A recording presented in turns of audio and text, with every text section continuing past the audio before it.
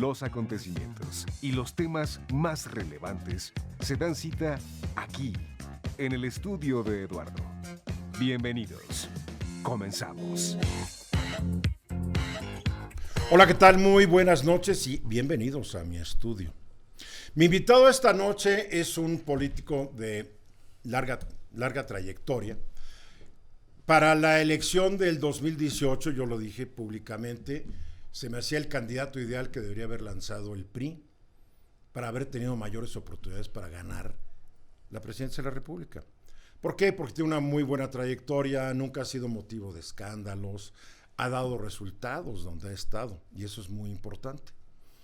Y me da mucho gusto por ello dar la bienvenida esta noche al nuevamente, ahora sí aspirante a una candidatura presidencial, Enrique de la Madrid Cordero. ¿Cómo estás, Enrique? Eduardo, gracias por la invitación y gracias por permitirme estar contigo y con tu público esta noche. Oye, ¿cómo te sientes dentro de esto? Porque el otro día vi una foto de 13 aspirantes, suspirantes, no sé qué, a la candidatura de la oposición, vamos a decirle así, donde yo dije, de todos los que vi ahí, creo que había dos por los cuales yo daría algo, que eres tú, que es el exsecretario de Hacienda y Relaciones Públicas, que fue secretario general de la OCDE durante muchos años, José Ángel Gurría, y párale de contar. Y fuera de ese círculo de 13, mencioné a Alejandro Murat, que estuvo aquí en este programa hace unas semanas también. Y después veo que Alito Moreno, pues es que todavía no saben cómo van a elegir a un candidato, entonces veo mucha confusión, tal vez porque yo no estoy dentro de la batalla, tal vez tú veas menos confusión que yo. Bueno, trato, Eduardo, trato de ver menos confusión y lo primero que a mí me orienta es el objetivo, y que a mi juicio el objetivo es salvar a México del desastre por el que vamos, de la tragedia que serían otros 6 años más de Morena. Yo creo que este país no te los aguanta. Y por eso, por la necesidad de construir una plataforma de oposición, que se vuelva una alternativa, que se vuelva también un gobierno de coalición, platicaremos ahora qué es eso, para qué sirve, y eso es lo que a mí me orienta, porque entonces yo siempre he pensado que se necesitan dos cosas. En mi caso digo, necesitas plataforma, partidos políticos, pero tú también necesitas crecer como persona y mandar un mensaje de que un mucho mejor país sí se puede. Y aunque los mexicanos seamos muy individualistas, Eduardo, y a la mayoría, te platicaba fuera del aire, unas encuestas que te hablan de cómo el mexicano lo que le importa es él y su familia, yo también lo que insisto, a mí también me importa mi familia, me importa mi bienestar, pero yo insisto, el entorno importa, el país importa. Claro. No es lo mismo ser un alemán en Alemania que hoy en día vivir en Nicaragua, o sea, o en Venezuela. O en Dinamarca. O en Dinamarca, ¿no? Como dirían en Dinamarca, ¿no? Muy emocionado. Muy emocionado. Entonces, creo que también mi mensaje es cuidemos a México. Porque si México se nos deteriora, el mayor esfuerzo que tú y tu familia hagan no funciona para salir adelante. A ver, pero tú dices que hay un desastre, pero ya hemos discutido sobre la validez o no de las encuestas. Pero el presidente López Obrador, en lo personal, tiene una aprobación que va entre el 58 y el 80%, dependiendo de la encuesta. Yo me inclino a pensar que está sobre el 60%, no esa del 80%. La gente no está muy contenta con la marcha de la economía, no está muy contenta cómo va la perdida batalla contra la delincuencia organizada, no está contenta muchas cosas, pero está muy contenta porque le están dando ayudas, y yo estoy a favor de esos programas de ayuda social. ¿Cómo convencer de que el país está en un desastre si la gente confía tanto en el presidente? Número uno. Número dos, alguien diría, bueno, si aguantamos casi 80 años al PRI, ¿por qué no podemos aguantar 12 años a Morena? Aguantamos 12 años al PAN, y adiós PAN, y regresó el PRI, y adiós PRI otra vez, ¿no? O sea, como que yo siento que convencer a la gente que hacer un cambio después de apenas 6 años de experimento con la 4T, tales no los convenzan. A ver, es un reto enorme, yo lo distinguiría. Primero, el presidente en lo personal tiene muy buena aceptación, como tú bien dices, lo ven bien, la gente lo estima y le reconocen esfuerzo y atributos. no le reconocen resultados. Por cierto, dicen, oye, ¿qué es lo que más le valoras al presidente? Pues sus buenas intenciones. Sí, su honestidad. Sí, sus buenas intenciones, Sí. ¿no? Sus ganas de ayudar. Es una buena persona. En pocas palabras, la gente lo quiere porque es buena gente. Así es, lo califican bien. Ahora, el gobierno, su gobierno, porque de eso estamos hablando también, de un gobernante, su gobierno en todo sale reprobado. La economía. Llevamos 4 años donde la economía no creció nada, de hecho casi decreció, y algunos seguidores de él dirían, oye, bueno, pero ¿no te enteraste que hubo COVID? Pues es el COVID, por lo que no crece este país. Falso. En Colombia también hubo COVID y crecieron 14%, mientras que en México decreció. Pero está demostrado que también los países que dependen mucho del turismo tuvieron más problemas para salir de la crisis económica. Pero el nuestro no. Ocasionada por el COVID.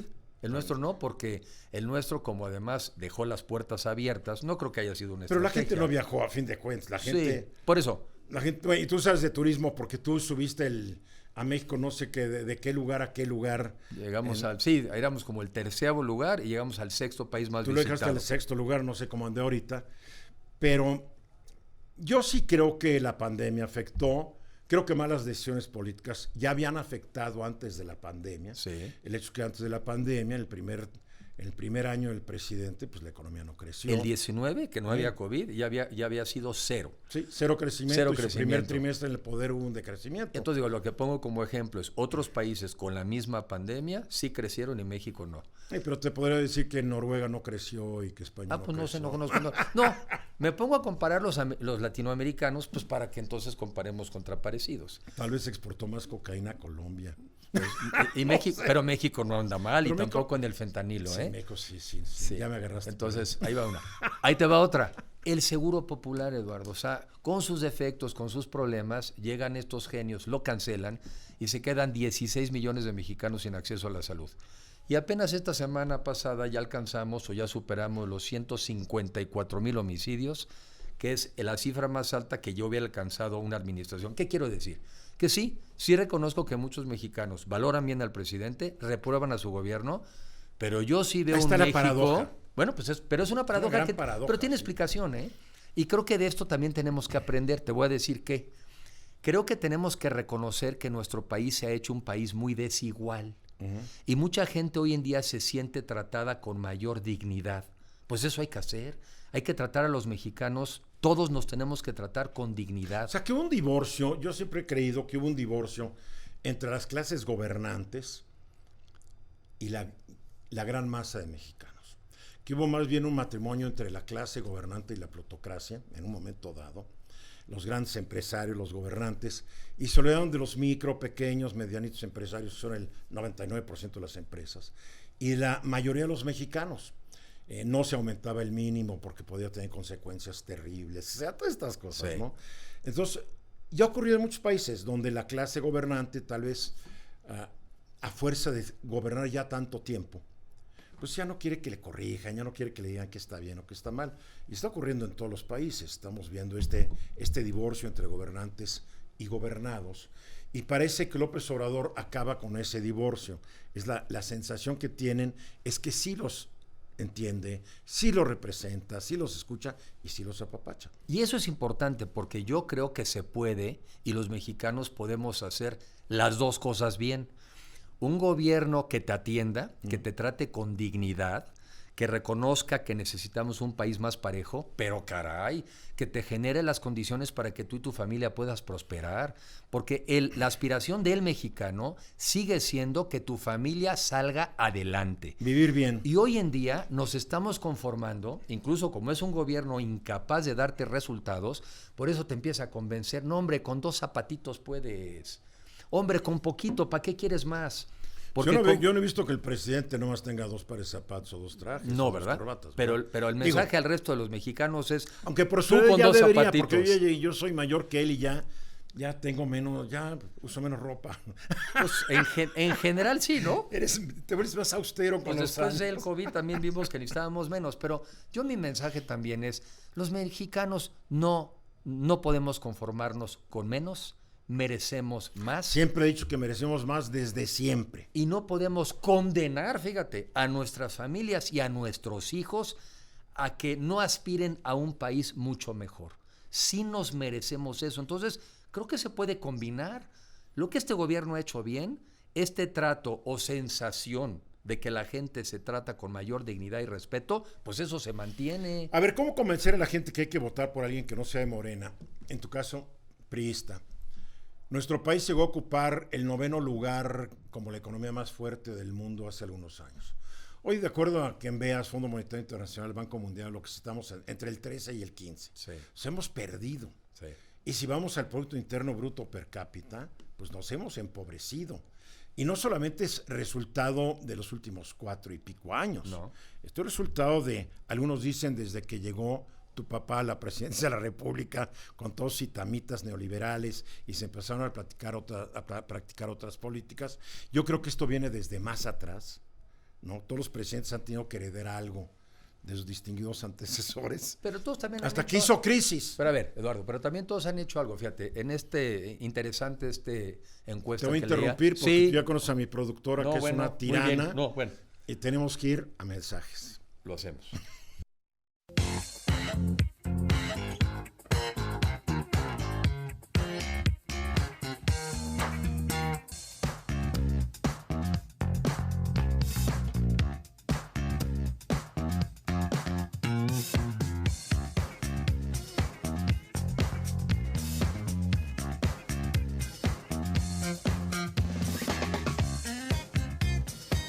Aquí estamos de regreso con Enrique de la Madrid Cordero, aspirante a la candidatura de la oposición a la presidencia de la República. ¿Así es la presentación que debo hacer de ti?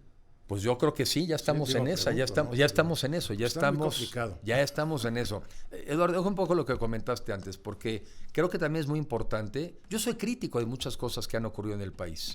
Y he sido de los que ha pensado que muchas veces estando adentro, estando en el gobierno, tratas de hacer lo que a ti te corresponde. Pero primero...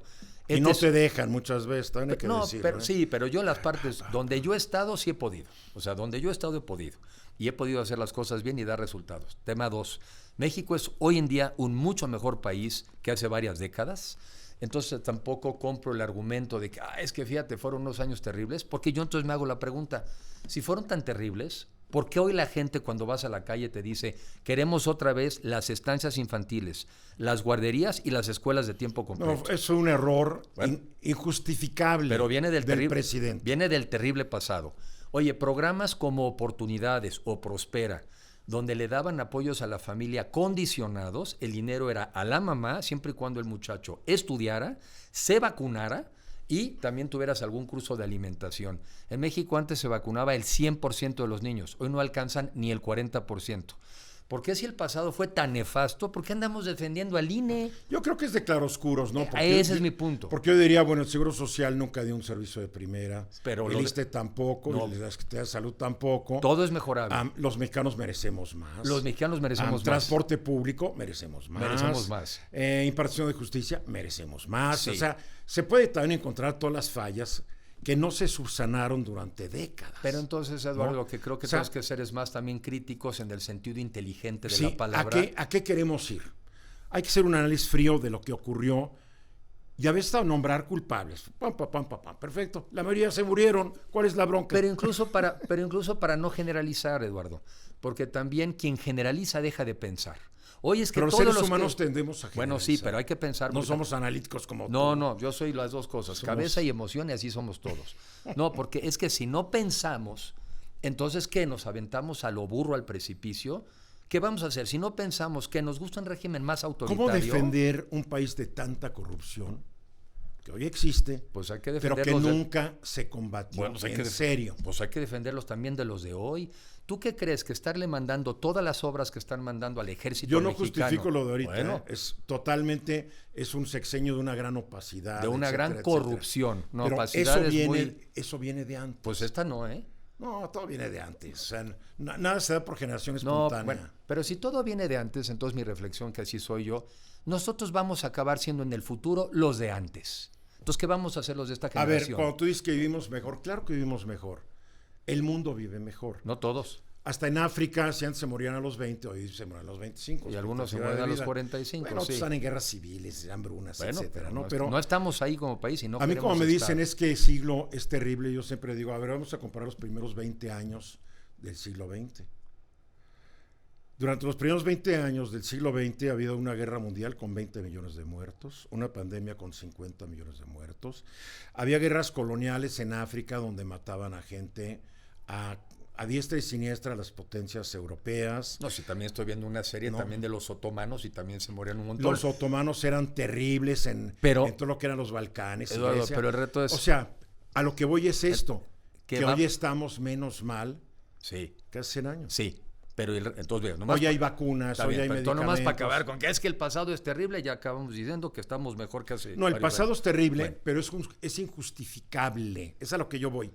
Este país merecería no haberse quedado del 9 al 13, sino haber crecido del 9º lugar al 7º o al 6º. Sí, pero entonces vamos a políticas, porque igual es más fácil de entender.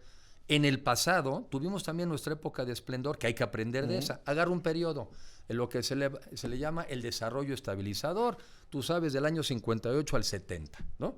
Bueno, en esos entonces México crecía al 6,5% su economía, a pesar de que la población crecía mucho. ¿Qué hicieron los mexicanos de ese entonces que permitieron que ese país creciera? Entre otras cosas, eran más prácticos. Eran más de, a ver, ¿qué está pasando en el mundo? Y de eso que está pasando en el mundo, ¿cómo lo aprovechamos en México para crecer? Eran puros abogados de la UNAM. Pues yo, por cierto, soy de ahí. Igual que tú, que eres abogado de la UNAM. Sí. Es más, ¿por qué crees que lo digo? Uno de los mejores economistas de México, en ese entonces, Antonio Ortiz Mena, era abogado de la UNAM, claro. Porque también, además de que le entiendas a la economía, se trata de un país más justo, con más oportunidades, con oportunidades para todos. Todos merecemos tener oportunidades para salir adelante, todos. Y ahí por eso tenemos que juntos construir, por ejemplo, ¿qué? Un mucho mejor sistema educativo que nos ayude a tener las herramientas para el siglo XXI. Muchas cosas del pasado, tenemos un sistema educativo pésimo. Con muchas deficiencias. Y siempre ha sido malo. Yo te digo, yo me eduqué en el sistema educativo mexicano. Habrá tenido y reconozco las carencias que después tuve que subsanar. Seguramente ya como adulto, porque no me sirvió de gran cosa. Seguramente sí, pero yo soy, en mi parte universitaria, soy producto de la educación pública porque fui a estudiar a la UNAM. Y yo tuve en la UNAM los mejores maestros que pude haber tenido. ¿Dónde estudiaste en la primaria y secundaria? Ahí sí estuve, fue en una escuela nada más, en la Escuela Moderna Americana. Entonces yo tengo la preparación de escuelas privadas. A little bit. ¿No? Pues sí hay que hablar inglés también. No, sí, claro que sí. Y sin complejos. Vivimos al lado de la economía más grande del mundo. Oye, hay políticos, funcionarios que presumen no saber hablar inglés. Pues yo no presumo la ignorancia, ¿para qué? ¡Qué idiotas! Pues la verdad sí. La verdad sí. Porque es una herramienta, es como si alguien presumiera yo no sé leer o yo no sé escribir. Sí, pues es una tontería. Absurdo. Entonces, yo sostengo que sí podemos hacer mejores instituciones para que les sirvan a los mexicanos y a sus familias. A ver. Y no nos atoremos en el pasado, Eduardo, porque el pasado afortunadamente no lo podemos repetir. El problema es que el pasado siempre domina un poco la mentalidad de todos nosotros. Sí, pero lo que nos ilusiona... Y más como te refieres al PRI, porque ni modo, es la cruz que le toca cargar al PRI y a los priistas. Sí. Bueno, lo quieras o no. Cada quien carga la parte en la que contribuyó. Que le corresponde, ¿no? Pero lo que viene hacia adelante, Eduardo, no es una elección del PRI. Lo que viene es una coalición para hacer algo que México también ya se merece. Se merece un gobierno de coalición. A ver, ¿qué es un gobierno de coalición para la gente que no lo sabe? A ver, un gobierno de coalición, de entrada, es un gobierno que en donde muchos partidos políticos, y en este caso la sociedad, tenemos que ir juntos para poder ganar, porque ya a ningún partido solo le alcanza. Hoy en día ni a Morena le alcanza, por eso va con el Verde y va con el PT. Pero ellos no son gobierno de coalición, porque ahí tienen jefe. Ahí manda uno y los demás son siervos y obedecen. Así es. Aquí no. Es que yo siempre digo que Morena es la cuarta encarnación del PNR. Pues sí, es el como PNR, la versión. El PRM, Oye, si no les gusta el PRI, es la versión más vieja del PRI. Es la versión más vieja. Yo siempre digo que son neopenerristas. Pues sí, o sea, sí. A los que Partido Nacional Revolucionario fue el primer partido de donde salió el PRI. Son penerristas. En serio, practican todo, caudillismo, todas las cosas. ¿no? Temas que, entiendo yo, debemos estar superando. Deberíamos haberlo superado. Entonces, claro. En un gobierno de coalición, lo que tienes que hacer es formar una plataforma común. ¿Qué le vas a ofrecer a los mexicanos? y que obedezca a sus causas y que además también los ciudadanos son los que la construyen. Pero para mí lo más importante, ya en el gobierno no puede venir alguien con que diga, pues se va al diablo la obra de infraestructura más importante de América Latina, el aeropuerto, se va al diablo, ¿no? Oye, se va al diablo. Perdóname, fue una encuesta, fue una consulta popular hecha en Pichucalco, Chiapas. Tiene razón, no estoy valorando adecuadamente. En Piedras Negras, donde les valió gorro el aeropuerto, claro, ¿no? Sí, yo digo, ni voy a ir, ¿no? Donde no pueda venir una persona y diga una cosa tan ridícula como entra o no Tesla a México. Pues ¿quién te está preguntando? Para empezar, somos una república, una federación, y Tesla decide dónde se ubica y ya cada estado de la república sabe si le da o no concesiones. ¿Y sabes dónde no puede haber algo? No puede haber alguien que de repente dice, se expropia en las vías del tren de una empresa que tiene una concesión, porque, perdón, así de claro, no crece la economía en México, no por el COVID, porque no hay confianza en este gobierno y por eso no hay inversión. Pero el gobierno está presumiendo de que cada año ha subido la inversión extranjera directa. Sí, fíjate, nomás que la tragedia que no explica muy bien es que hoy casi recibimos el doble de remesas que de inversión extranjera. Sí, caray. Entonces, quiere decir Gracias, paisanos. Sí, pues sí se los no agradecemos. se olviden de nosotros porque pues, la gente así es. ¿Y sabes por qué lo hacen? Por solidarios. Claro. Porque como saben que sus familias hoy en día están más pobres que antes y no les alcanzan los programas sociales más que para sobrevivir o subsistir, por eso están mandando más remesas, ¿eh? Lo están haciendo porque los mexicanos de allá son muy solidarios y porque muchos se siguen yendo porque allá tienen las condiciones para poder crecer. Entonces, mi reflexión es, perdóname, yo no necesito 12 años de Morena para poder entender que este país va al abismo como vamos. Y no pienso que sea lo que se merecen los mexicanos ni los jóvenes mexicanos. La mitad de la población, Eduardo, tiene menos de 29 años. Debiéramos de estar hablando de la economía del Internet, de cómo tenemos otras habilidades para poder competir en este mundo. No le entienden. Tú puedes hablar con muchos de ellos sobre inteligencia artificial. ¿Inteligencia qué? Y no le entienden.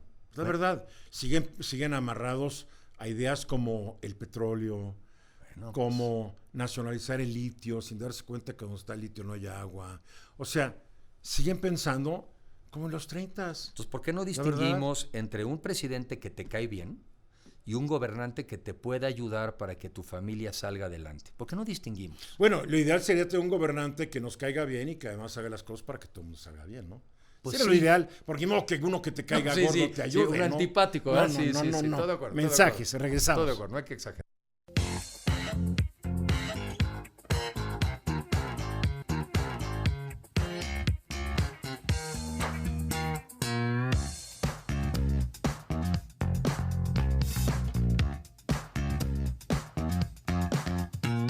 Estamos aquí de regreso esta noche en mi estudio con Enrique de la Madrid. Él es aspirante a la candidatura común a la presidencia de la República. A ver, ¿por qué le entraste tú a la política y a la administración pública? ¿Pudieron no haberlo hecho?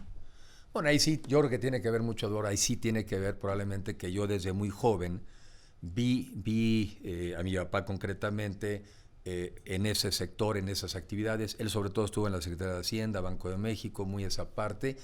Y yo creo que la fui absorbiendo. Como le pasa a veces, voy a poner temas como son, pues de repente de los hijos de un ingeniero, pues de repente uno sale ingeniero.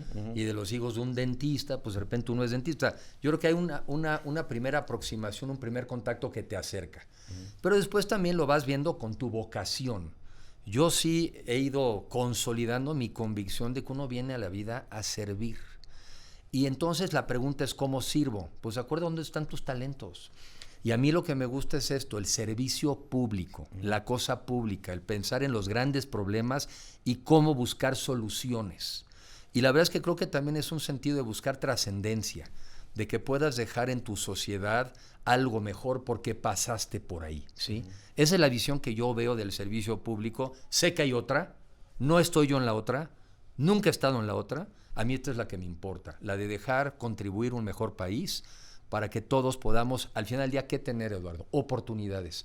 Porque en la vida creo que dependemos del esfuerzo, sí, todos dependemos de nuestro esfuerzo, Pero si ese esfuerzo lo acompañas de oportunidades, entonces logras resultados. Y a mí eso es lo que me preocupa. Un país donde no tengamos oportunidades, donde no tengamos una educación pública de calidad para competir en el mundo de hoy, donde no puedas tener un sistema de salud universal y desde ahí ya tienes desventajas porque unos sí tienen acceso a la salud y otros no. Y todo de calidad. ¿Y todo de? De calidad. Y todo de la misma calidad por el solo hecho de ser mexicano o mexicana. Y la otra, que reconstruyamos, que recreemos un sistema de seguridad y de justicia. Porque hoy no lo tenemos, también hay que reconocerlo. Entonces, pues yo creo en eso, creo en el servicio público, creo en aportar la inteligencia y en el talento para igualar oportunidades. Yo creo que yo he podido salir adelante porque hago dos cosas. Le echo mucho esfuerzo a las cosas, pero he tenido oportunidades. Y quiero que los demás tengan oportunidades. Y ahí sí ya después, Eduardo, cada quien, de acuerdo a sus ideas, a sus ambiciones, a sus aspiraciones, pues van por más o van por menos. Pero todas las familias mexicanas queremos que nuestros hijos e hijas salgan adelante. A ver, ¿cómo combatir la corrupción? Tú eres una persona que te gusta hacer cosas y buscar soluciones. Corrupción. La corrupción... ¿Crees que no hay solución? No, sí hay. Solución. Mira, yo creo que en todo el mundo hay corrupción. Sí, hay de grados a grados. Lo que aquí nuestro problema es que hay impunidad. A ver, tú tienes a uno de los expresidentes franceses en litigios por temas de corrupción. Sí, pero entonces tienes a un poder judicial persiguiendo a un presidente. ¿Sí? Tú tienes casos en los Estados Unidos. Entonces, la corrupción es un fenómeno que te vas a encontrar. La diferencia es que tengas un poder judicial y un sistema de leyes que la combatan. ¿Por qué no se ha fortalecido el sistema judicial mexicano? O sea, yo cada vez que veo, y desde décadas, un presupuesto de egresos de la Federación, se le da muy poquito al Poder Judicial.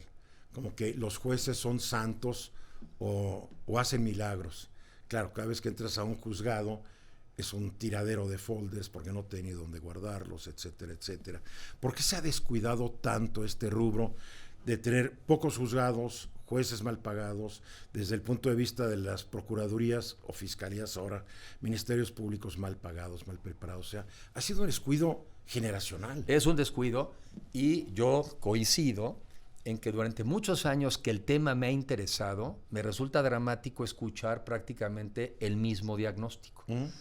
Lo cual, por otro lado, hay una parte positiva de eso. Pues de que si hacemos lo que tenemos que hacer, sí se resuelve. Déjame ponerte ejemplos.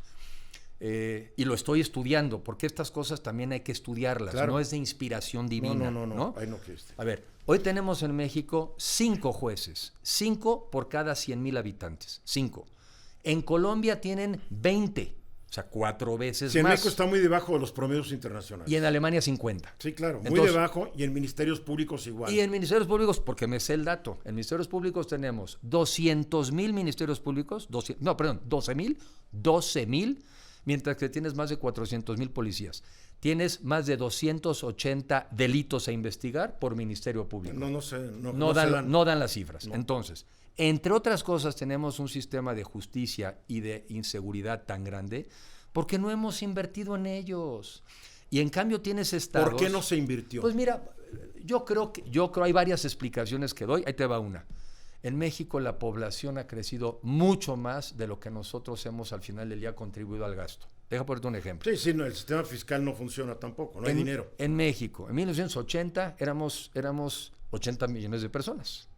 Y hoy estamos por alcanzar los 130. Sí, Nosotros hemos crecido del 80 a la fecha, una España. Eso es un tema que hay que conversar también. O sea, nosotros tenemos... Y la economía no creció parejo. Y no crece al mismo ritmo, y no todos contribuyen igual, porque también sí queremos todos más escuelas, ¿verdad? Sí, más escuelas. Oye, ¿quieres pagar más impuestos? No. Oye, ¿quieres más hospitales para todos? Sí, más hospitales. ¿Quieres pagar impuestos como los daneses? Ah, no, pues eso no. Y el 60% de los ocupados están en la economía informal. Entonces, o sea, qué desastre. Creo que como mexicanos, yo creo que tenemos que tener una conversación y decir qué tipo de país queremos, qué tipos de servicios queremos y también cómo estamos dispuestos a contribuir. Sin duda tendremos que pagar más los que ganamos más. Pero en Francia todos pagan. Seguramente alguien paga mucho menos.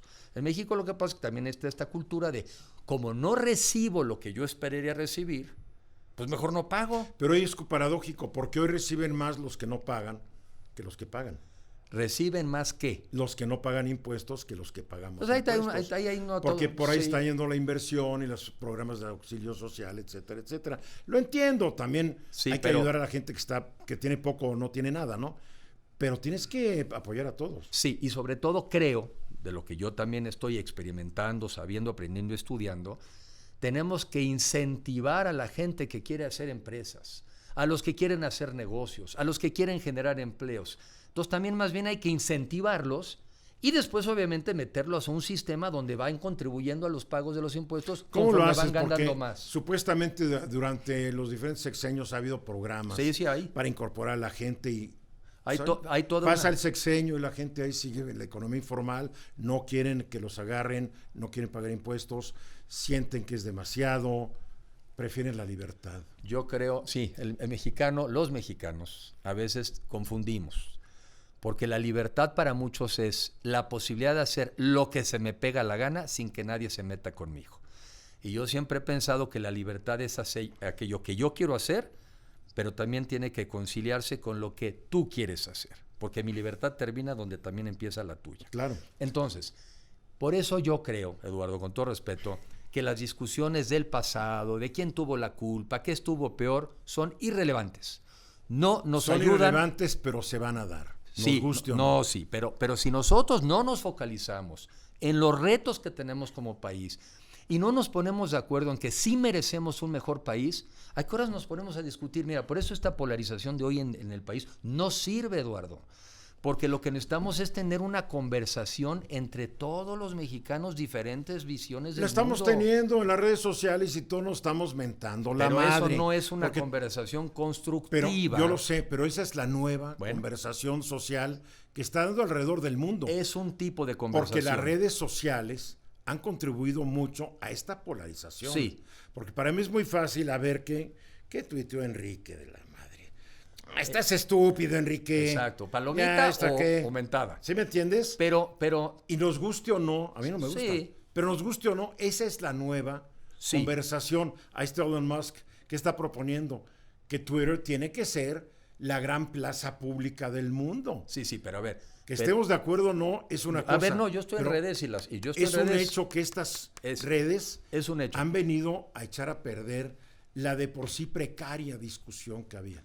Pero entonces creo que hay que complementar eso con una discusión de fondo y sobre los temas relevantes. A ver, ¿cómo vamos a hacer para que esta economía crezca, genere muchos empleos y mucho mejor pagados? ¿Cómo vamos a construir este sistema educativo para que todos tengamos oportunidades? ¿Cómo vamos a hacer el sistema de salud universal para que independientemente de que si eres un empleado de una empresa o eres autoempleado, tengas acceso a la salud? ¿Y cómo vamos a construir el sistema de justicia y de seguridad? Pero eso va a Esos son necesitar los mucho temas, dinero. ¿eh? Para eso va a necesitar mucho Y entonces dinero. platicamos. ¿De dónde va a salir la lana? Y entonces, bueno, entre otras cosas no seguirla tirando en tonterías. Pero la otra, y entonces platicamos. Y de acuerdo al dinero, al ritmo al que vayamos, también hay que platicar abierto. Hay que platicar abierto. ¿Qué tan rápido quieres ir? Pues ese es el nivel de contribución. Bueno, hay que, a partir de un supuesto, un experto en temas educativos, a mí hace muchos años me dijo, enderezar el sistema educativo de México y llevarlo a niveles del primer mundo, va a tardar 30 años. El problema es que me lo dijo hace 10. Sí.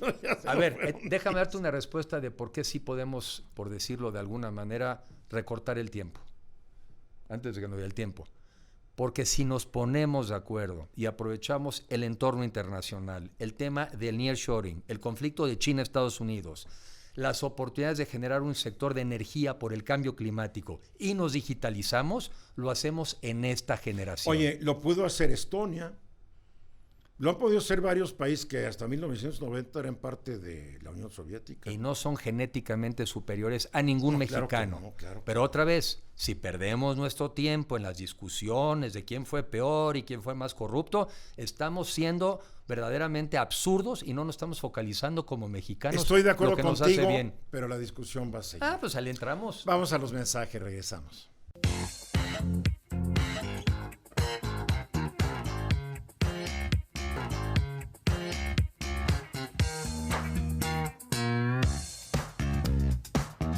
Aquí estamos de regreso para concluir nuestra plática con Enrique de la Madrid, aspirante a la candidatura de la oposición a la presidencia de la República. ¿Pesa el apellido? A mí no, Eduardo. A mí más bien es motivo de orgullo, porque antes que nada es mi padre, son mis padres, mi padre y mi madre. Y yo, ¿qué recibí de ellos? Pues lo que yo creo que es importante: amor, afecto, educación y siempre apoyo. Y yo creo que es algo que yo también absorbí. Después, ya como funcionario, como gobernante, yo vi en él a una persona responsable, realmente preocupada de dejar, de trascender, de dejar un mejor país, incluso a costa de la reputación personal o del prestigio. Bueno, le tocó bailar con la más fea, ¿eh? Con la más fea, que solamente va a competir con la del siguiente sexenio. Pero es que es increíble, porque sí, le tocó una crisis económica que le heredaron. Y esa es la parte que luego mucha gente o no entiende o no quiere entender. Sí, cuando yo escucho a López Obrador decir que vendieron los bienes de la nación. A ver, que el señor se haga un estudio de lo que eran los bienes de la nación, que era una bola de empresas quebradas, que el gobierno, para mantener el empleo, recogía y las pasaba al sector paraestatal, sí, y cuyos directores empezaron a pedir prestado y nos metieron al problema que enfrentó tu papá de la deuda. Entonces, por eso está muy mal. Le tocó el sismo del 85. La caída de los precios del petróleo, más o menos del equivalente también. De $100 a 30. También. Entonces está muy mal diagnosticado cuando dicen es que esto empezó mal en la época de los 80. Yo un poco el ejemplo que pongo es: le estás echando la culpa al oncólogo. Oye, es que la quimioterapia fue una frega. Sí, es una frega. Oye, es que es muy molesto. Sí, es muy molesto. Todo empezó el 1 de diciembre del 70. Ahí empezó, y hay que decirlo, con la llegada de Luis Echeverría. ¿Y cuánto se parece, lo digo con respeto, a esos gobiernos de ese entonces al de hoy? Porque ahora fíjate, Pemex, perdemos 500 mil millones de pesos en Pemex al año. ¿Y a la CFE? ¿No? La CFE tiene que estar en manos del Estado. ¿Cómo por qué fregados? Perdemos. Vamos a hacer ahora una línea aérea también en manos de los militares. ¿Cuánto perdimos cuando era la línea aérea del Estado? Bueno, pues operaban con pérdidas Aeroméxico, y después cuando agarraron Mexicana ¿no? Con pérdidas. Y entonces ahora, oye, pero un banco, vamos a hacer el Banco de Bienestar, vamos a hacer sucursales cuando el mundo es digital. ¿Qué crees? Que se echó a perder la venta de Citibank. Compramos Citibank. No era el rollo de que... Ay, qué ternura me ¿no? da esto. No era este rollo de no queremos un gobierno rico con un país de pobres. No solamente eso, yo me acuerdo del presidente satanizando las inversiones público-privadas. Y ya dijo, ¿qué tal? Para después decir que podrían hacer una inversión público-privada en Citibanamex, pero además en un momento también lo dijo, una inversión público-privada con el tramo del ferrocarril, sí, que acaban de... No sé si expropiar o... No sé cuál es el término. Es una expropiación, porque seguramente en el mundo de la improvisación, Eduardo, a alguien al cuarto para las 12 les dijo: fíjese que para hacer este proyectito necesitamos unas vías de tren. No me diga, sí. ¿Y quién las tiene? Pues este señor Larrea. Pues vayan a negociar, y si no, ya saben, está el ejército. Perdóname, quienes no crean que vamos a paso acelerado a un gobierno autoritario, dictatorial, tipo Venezuela, es que quieren seguir viviendo en su mundito. ¿Tú crees que le dé tiempo ya en lo que le queda de presidente? ¿De tiempo como de qué? De ser presidente. Pues ojalá, yo le queda de aquí al 31, al 30, no es sé que define de ser presidente. Septiembre del 2024. O sea, si le queda tiempo, pienso yo, de enderezar el desastre que han generado, ya no. Que les queda tiempo de poner todos los recursos del gobierno, más los cuates que encuentren en el camino para mantenerse en el poder y seguir en este camino, si es posible. ¿Qué vamos a hacer el resto de los mexicanos? Los que el día de mañana seremos los de antes. ¿Cómo nos van a calificar los mexicanos de después a esta generación de los de antes? Es lo que a mí me preocupa. Que tuvimos el talento de ponernos de acuerdo, de superar la adversidad y de dirigirnos hacia ese país de clases medias y un país más justo. Una pregunta: ¿se van a poner de acuerdo dentro del PRI y después se va a poner de acuerdo el PRI con el PAN? Porque se ve complicado el asunto, ¿no? Y llegar a un candidato común que sea apoyado por el PRI, por el PAN, por el PRD. No se ve fácil, Enrique. A ver, no es fácil, pero sí lo vamos a hacer. Y ya más bien el tema son los mecanismos. Hay dos opciones en general. Una, que cada partido de alguna manera postule, por decirlo así, algunos contendientes para que compitamos a nivel de la alianza, y también los ciudadanos. ¿Vía encuestas o vía cómo? Pues ahí, digamos, cada partido tiene su forma de hacerlo, O la que a mí me gustaría de una vez arriba, que se inscriban quien se quiere inscribir y eso sí, poner requisitos. Y quien cumpla esos requisitos, pongamos que hay 12, porque fíjate, el 12 funciona como número. Hay quien escogió 12 hace como 2000 años y le funcionó. Entonces, decir, oye, vamos a dejar que se inscriba quien quiera. En el Olimpo también eran 12. Eran 12, ¿no? Entonces, vamos a que se inscriba el que quiera. Y pasan a la ronda, ahí sí que nos importa de competencia, los mejores 12. ¿Y quién elige esos mejores 12? Los requisitos te eligen. Yo pongo casos concretos. Ya llegaron los mejores 12. Entonces sí, debates en diferentes regiones pero del debates país. en serio, porque en México los políticos debaten, siempre parecen circos de 3 o 4 según los debatientes. Cada uno da su rollo ignorando a los demás. No hay enfrentamiento. Un debate es un intercambio y un enfrentamiento de ideas. Un enfrentamiento de ideas, pero también con reglas del juego donde no vale pegar debajo de la cintura. Claro, estoy de acuerdo. Para no hacer el jueguito con los que vas a ir a competir después. Claro. Y con mecanismos de participación de los ciudadanos, para que al final del día los ciudadanos vayan ayudando a depurar. O sea, una encuesta o encuestas, ahí tengo que, porque he leído propuestas, pero ahora falta ver la viabilidad. Ver si incluso es viable que algún grupo seleccionado por zonas pudiera hasta votar los debates. Oye, fulano tal sacó 10, el otro sacó un 8, este es un 7. Y yo digo que hagámosle como creo que sería lo justo. No te la rifas en un examen, sino que sea la suma de los resultados. Sí, los promedios. Los promedios. O sea, el examen de exámenes. Exacto. Y después también una encuesta para escoger qué, Eduardo, que yo creo que es lo que importa. La persona más competitiva para ganarle a Morena y 2, quien puede encabezar el mejor gobierno que este país haya tenido en la historia reciente. El gobierno de coalición. Yo creo que sí podemos, ¿no? O sea, con un gobierno de coalición también vas a incluir a gente del PAN y del PRD en caso de que tú ganaras. Absolutamente. No sería puros priistas. No, si yo digo, no. Vamos a ponernos de acuerdo, será un gobierno donde tu secretario de Gobernación puede ser del PAN, el trabajo puede ser del PRD, y en un momento dado, si no están de acuerdo contigo, ¿cómo le hacen? A ver, los gobiernos de coalición, cuando pierdes el apoyo de un partido, vas a tu casa. Bueno, pues tienes un problema.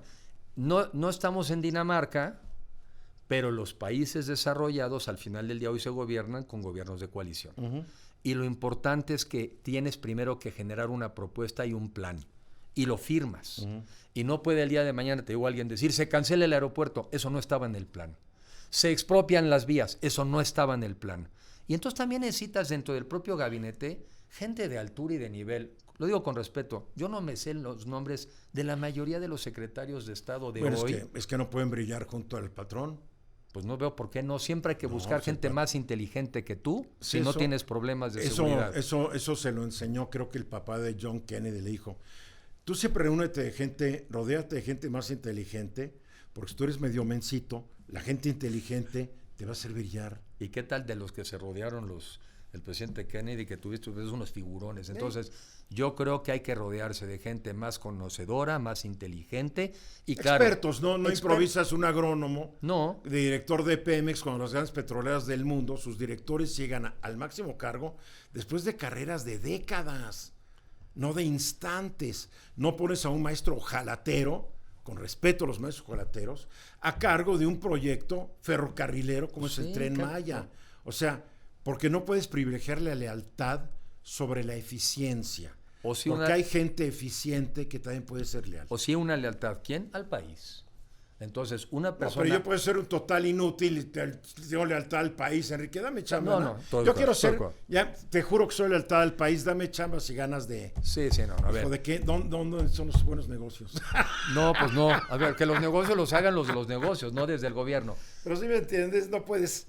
Tiene que haber lealtad a la patria y una gran capacidad profesional y técnica. Y si queremos, como yo quiero, si queremos construir ese México, ese país donde progresemos, hay oportunidades de trabajo, de trabajos cada vez mejor pagados, donde nuestros hijos tengan acceso a educación, a salud y a seguridad, sí cuenta tener un mejor gobierno.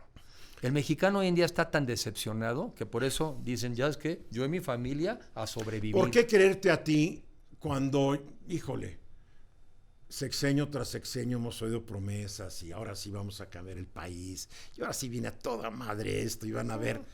¿Por qué creerte a ti? Bueno, en mi caso, lo que yo invito es a que vean lo que yo he hecho en lo individual, en los lugares donde he tenido ¿Cómo averiguo oportunidades. eso? ¿Hay algún sitio en Sí, internet? sí, además simplemente hoy en día es muy fácil, pero lo voy a poner también en mi página de internet. ¿Cuáles son las cosas a destacar cuando fui director Sí. de la Financiera Rural? Ya no existe. Porque estos ineptos la quebraron. No, sí, pues es que lo que tocan lo destruyen. Porque, ¿qué hicimos cuando fuimos secretarios de turismo y alcanzamos ser el séptimo país más visitado? Pero sobre todo, ¿por qué eso es importante para la gente? Claro, hay que o sea, ¿para demostrar qué sirve? que los hechos y los actos se traducen en un beneficio para la colectividad. Y por eso yo sí creo que un buen gobernante